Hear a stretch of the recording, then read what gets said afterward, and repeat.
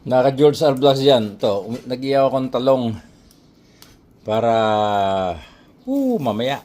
Sarap. Tapos halo sa kamatis, torta ng itlog. Nako, napakasarap kakabsat.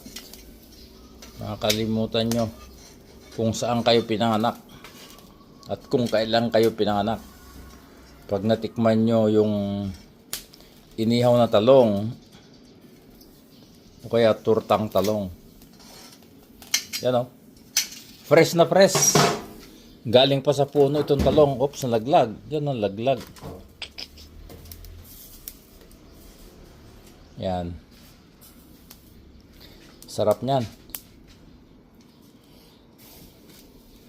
O kaya bagungot sa kamatis, sold na.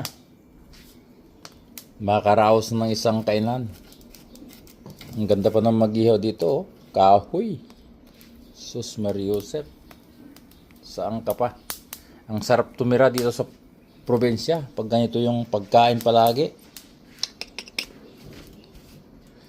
Talagang maabuid mo yung cholesterol, yung high blood pressure, uric acid, sugar, at marami pang iba na pwedeng maiwasan pagka ang kinakain natin ay gulay na sariwa.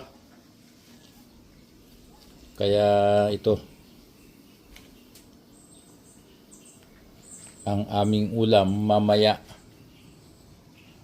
Kakabsat, salamat sa panonood sa George R. Vlogs.